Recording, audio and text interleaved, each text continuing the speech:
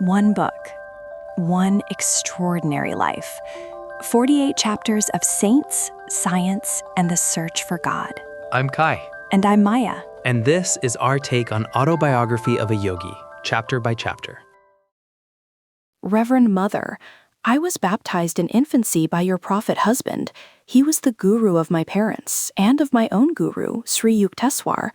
Will you therefore give me the privilege of hearing a few incidents in your sacred life? Chapter 31, An Interview with the Sacred Mother. We're about to meet someone extraordinary, Kashi Moni, the wife of Lahiri Mahasaya.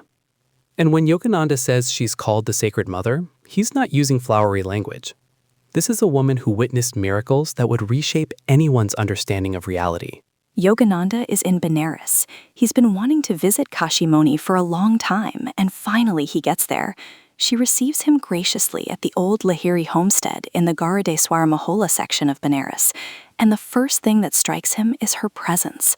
She's aged, but there's something in her that time hasn't touched. He says she was blooming like a lotus, silently emanating a spiritual fragrance. She had large, lustrous eyes that softened her motherly face, you know? And she welcomes him so warmly. "Son, you are welcome here. Come upstairs." She takes him to a small room. This is where she lived with Lahiri Mahasaya, where he played the human drama of marriage while his consciousness was dancing in dimensions most people never even imagine exist. And then she starts talking. She tells him about the moment she truly understood who her husband was. She says it wasn't gradual. It was a specific night. She had a vivid dream. Glorious angels floated above her in unimaginable grace. The room was strangely enveloped in dazzling light, so vivid she couldn't dismiss it as sleep. Hold on. She saw angels, not metaphorically, not symbolically. She describes waking up and seeing them clearly, the light so bright it was impossible to deny. And then Lahiri Mahasaya, in lotus posture in the center of the room, levitated in the air, surrounded by angels who were worshiping him with the supplicating dignity of palm-folded hands. She's witnessing something that collapses every assumption she had about her husband. He's not just a man, he's something else entirely. She's bewildered, astonished beyond measure. But then Lahiri Mahasaya speaks with absolute authority. "Woman, you are not dreaming. Forsake your sleep forever and forever." His consciousness can manifest angels and levitate and speak with the voice of someone beyond illusion. That's when everything shifts. She's not married to a man. She's married to a saint whose very body can levitate.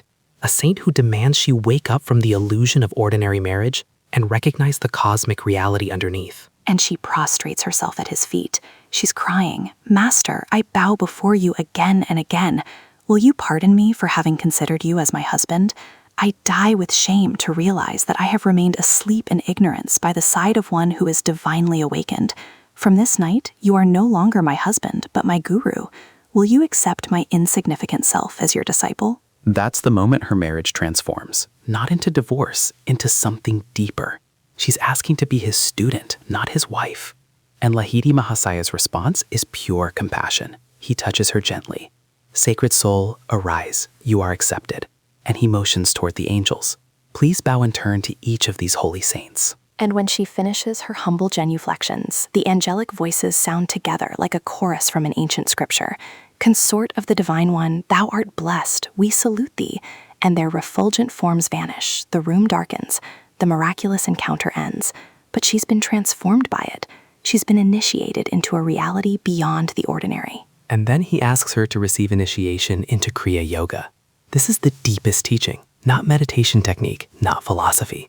A direct transmission of the method by which consciousness can recognize itself. And she says, "Of course," I responded. "I am sorry not to have had its blessing earlier in my life." But Lahiri Mahasaya smiles at her. "The time was not ripe. Much of your karma I have silently helped you to work out. Now you are willing and ready." And then he touches her forehead. Masses of whirling light appear. The radiance gradually forms itself into the opal blue spiritual eye, ringed in gold and centered with a white pentagonal star. This is the eye of the soul, the gateway to infinite consciousness. And his voice becomes something else, soft like distant music. "Penetrate your consciousness through the star into the kingdom of the infinite." And she experiences what she can only describe afterwards as oceanic. Vision after vision breaks as oceanic surf on the shores of her soul. The panoramic spheres finally melted in a sea of bliss. She loses herself in ever-surging blessedness. When she returns hours later to awareness of this world, the master gives her the technique of Kriya Yoga. And here's something remarkable. After that night, Lahiri Mahasaya never slept in her room again, not once. He remained in the front room downstairs, in the company of his disciples both by day and by night. He's living in her home, but he's transcended the ordinary intimacy of marriage. He's dwelling in a consciousness so expanded that the walls of her room can't contain him. He's present everywhere. And then Kashi Moni ventures to ask for another story. She's been holding back, but now she wants to share something that still troubles her. Son, you are greedy. Nevertheless, you shall have one more story. She smiled shyly. I will confess a sin which I committed against my guru husband. And she tells him this. Some months after her initiation, she begins to feel forlorn, neglected. Her husband, the saint she just realized she was married to, spends all his time with the disciples. What about her responsibilities? What about providing for the wife and children? You spend all your time with the disciples. What about your responsibilities for your wife and children? I regret that you do not interest yourself in providing more money for the family. It's such a human moment. Even after experiencing angels and levitation and the opal blue eye of the soul, she's still operating from the ordinary mind, still thinking about money, still worried about security, still feeling the tug of jealousy that her husband belongs more to his disciples than to her. And her criticism is scathing, deliberately cutting. And Lahiri Mahasaya's response is immediate, but silent at first. He glances at her for a moment, then, lo, he was gone, vanished. And then a voice resounded from every part of the room. It is all nothing, don't you see? How could a nothing like me produce riches for you? Wait, he materialized throughout the room? His voice comes from everywhere at once? He's demonstrating the teaching through his very presence. He's showing her what non-attachment looks like, what it means to have no ego, no sense of possession, no claim on identity or relationship or outcome. It is all nothing, a thing without substance, a consciousness that knows itself as empty of all fixed identity. And then she cries out, Gurui, I implore pardon 1,000,000 times. My sinful eyes can see you no more. Please appear in your sacred form. And then something shifts. The formless voice becomes visible. She looks up and sees the master materialize in the air, his head touching the ceiling. His eyes are like blinding flames. She's trembling with fear. She throws herself sobbing at his feet after he's quietly descended to the floor. This is the other side of the teaching. Not attachment isn't coldness, it isn't distance. It's the deepest love, because it's love that isn't grasping, love that isn't trying to possess or control or manipulate. Love that says, I will appear in whatever form serves your spiritual evolution, even if that form terrifies you, even if it costs me something to manifest it. And Lahiri Mahasaya speaks again. Woman, seek divine wealth, not the paltry tinsel of earth. After acquiring inward treasure, you will find that outward supply is always forthcoming. He adds something important. One of my spiritual sons will make provision for you. And his words come true. A disciple leaves a considerable sum for the family. The guru manifested both teaching and provision. He showed her non-attachment, then provided for her needs through his disciples' love. Yogananda thanks Kashi Moni for sharing her experiences. The next day, he returns and spends hours in philosophical discussion with her two saintly sons, Tinkari and Dukari Lahiri. Both men were fair, tall, and heavily bearded, with soft voices and old-fashioned charm. And this detail matters enormously, because the text makes clear that Kashi Moni wasn't the only woman disciple of Lahiri Mahasaya. There were hundreds of others, including Yogananda's own mother. Lahiri Mahasaya taught without gender boundaries. And what's even more remarkable is that a woman Chela once asked the guru for his photograph. He handed her a print and said something extraordinary. If you deem it a protection, then it is so. Otherwise, it is only a picture. He's giving her complete freedom. The photograph isn't magic. It's not a talisman. It's whatever consciousness she brings to it. If her faith makes it a protection, then it is one. If she sees it as just a picture, then that's what it is. He's respecting her autonomy completely. Her reality is her own creation. Yeah, and then a few days later, this woman and Lahiri Mahasaya's daughter-in-law happened to be studying the Bhagavad Gita at a table behind which hung the guru's photograph. An electrical storm broke out with great fury. Lightning struck the book that they were reading, but the two devotees were unhurt. I felt as though a sheet of ice had been placed around me to ward off the scorching heat. The Chela explained it. Lahiri Mahasaya had protected them, not through some distant magical intervention, through the concentrated will of a consciousness that knows itself as one with all. The protection was real. The mechanism didn't matter. What mattered was the absolute commitment of a perfected master to the welfare of his disciples. And then there's another miracle. This one involves a woman disciple named Aboya. She and her husband, a Calcutta lawyer, started one day for Benares to visit the guru, but their carriage was delayed by heavy traffic. They reached the Howrah main station only to hear the Benares train whistling for departure. The train is leaving. They've missed it. But Aboya isn't accepting that. She stands near the ticket office and she prays silently to Lahiri Mahasaya. Master, I beseech thee to stop the train. I cannot suffer the pangs of delay in waiting another day to see thee. It's a direct prayer, a direct appeal to a consciousness she knows is responsive to her need. And then something extraordinary happens. The wheels of the snorting train continued to move round and round, but there was no onward progress. The engineer and passengers descended to the platform to view the phenomenon. An English railroad guard approached Aboya and her husband. Contrary to all precedent, he volunteered his services. "Babu," he said, "give me the money. I will buy your tickets while you get aboard." As soon as the couple was seated and had received the tickets, the train slowly moved forward. The engineer and passengers clambered again to their places, knowing neither how the train started nor why it had stopped in the first place. It's matter of fact. The miracle isn't announced. It's embedded in the narrative as if it were perfectly normal. But what happened is impossible. A moving train stopped for no mechanical reason, held in suspension by the will of a guru who was miles away, concentrating on a disciple's prayer. Arriving at the home of Lahiri Mahasaya in Benares, Aboya silently prostrated herself before the master and tried to touch his feet, and his response is so typical. "Compose yourself, Aboya. How you love to bother me, as if you could not have come here by the next train." He's responding with humor, with gentle teasing. He's saying you created drama where none was necessary. You could have simply come tomorrow. But underneath the humor is the teaching. The guru doesn't need to perform miracles. They're not the point. The point is faith. The point is that consciousness, when aligned with truth, moves mountains. When the guru stops a train, he's not showing off. He's responding to faith with a tangible demonstration that reality is malleable to consciousness. And then Aboya visits Lahiri Mahasaya on another occasion. This time she wants his intercession not with a train, but with the stork, with reproduction, with something intimate and personal. "I pray you to bless me that my 9th child may live. 8 babies have been born to me. All died soon after birth." That's a mother's desperation. 8 children dead. The survival rate was brutal in those days.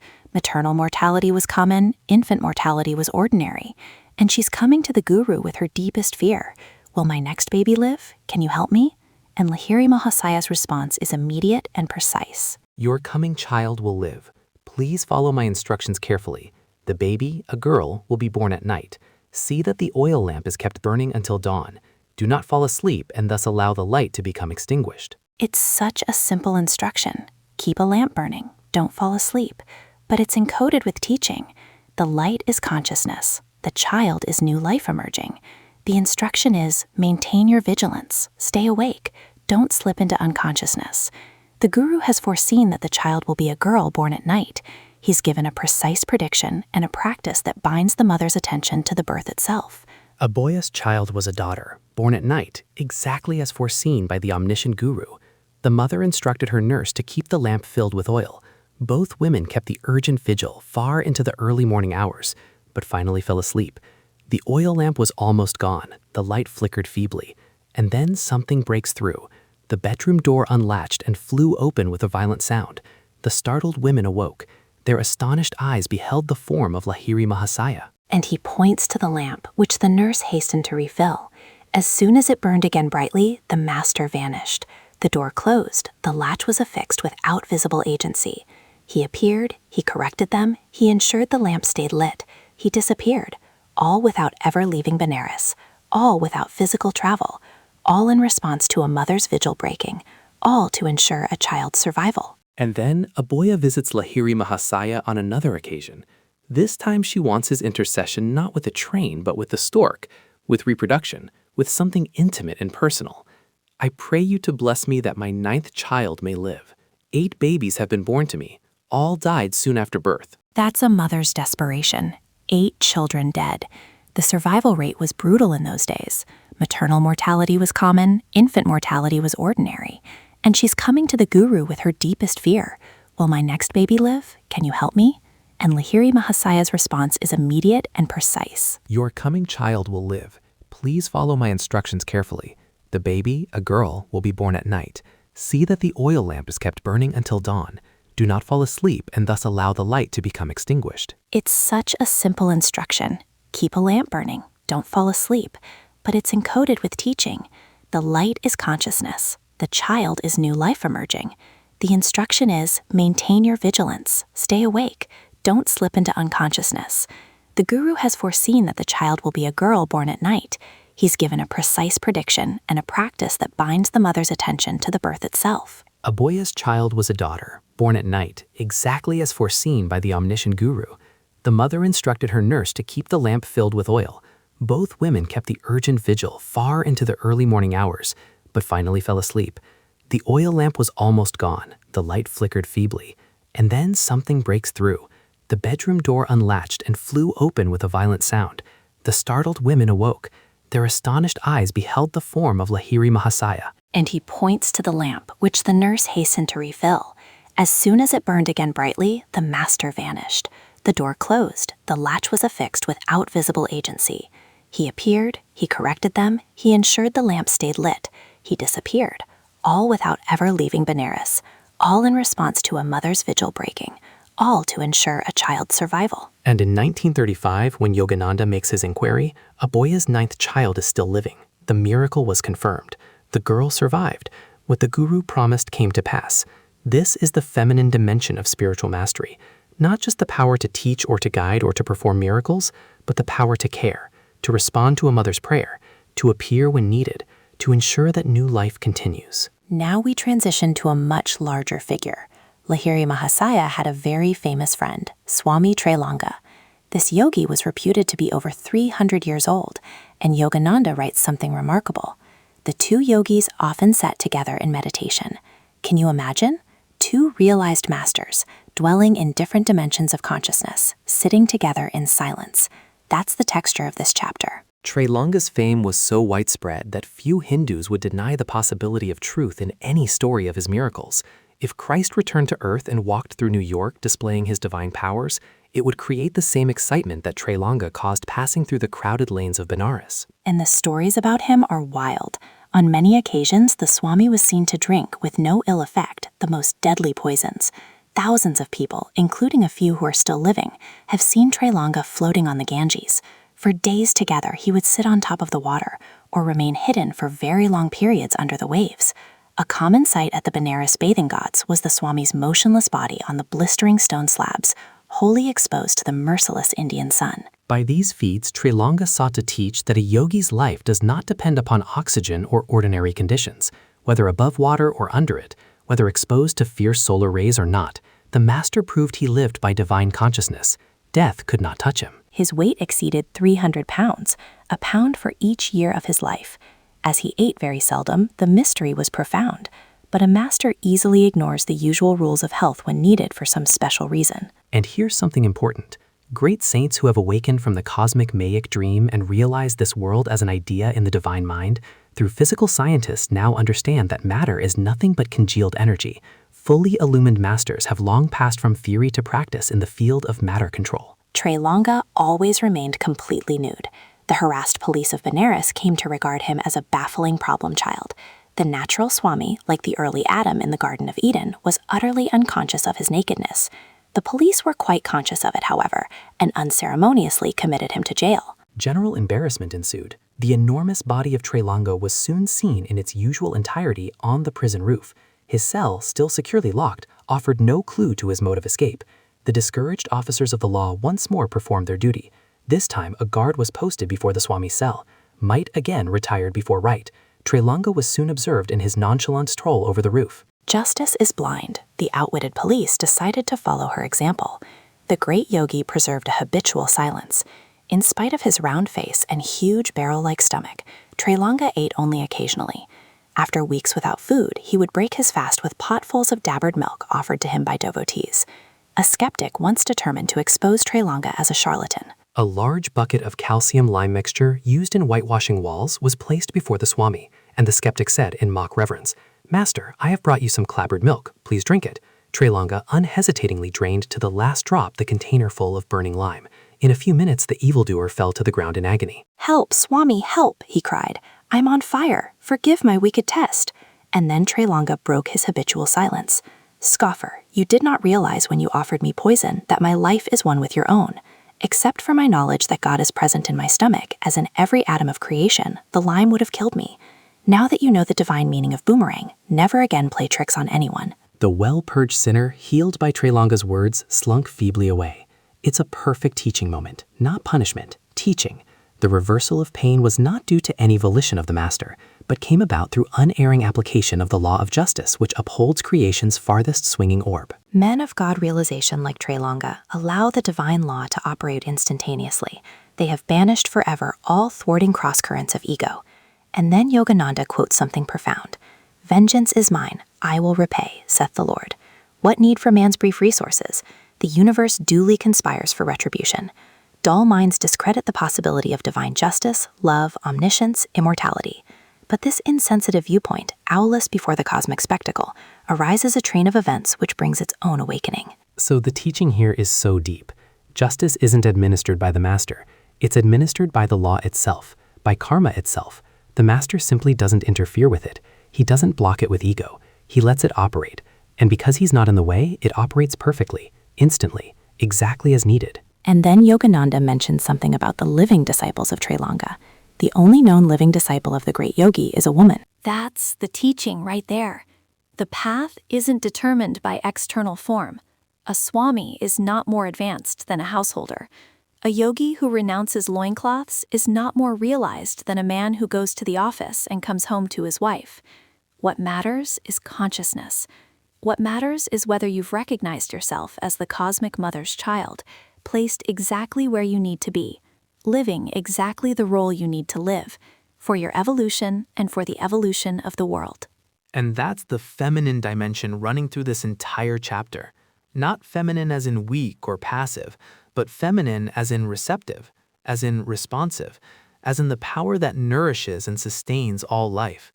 Kashi Moni as the sacred mother, the woman disciples, Shankari Mai, Abohya, the photograph protecting the women in the storm, the lamp that must be kept burning for the child, the angels worshiping in her vision. The guru's consciousness moves through all of it, not as authority, but as the invisible presence that ensures all beings are held, protected, guided toward awakening. All the power flows through relationship, through responsiveness, through the deepest caring that looks like non-attachment, but is actually the purest love. See you next time. Yes. Next episode, we're going to encounter something even more extraordinary. The miraculous resurrection of a young boy named Rama. Not metaphorically, literally raised from the dead. The teaching of the guru's power over life and death itself. So stay with us. See you next time.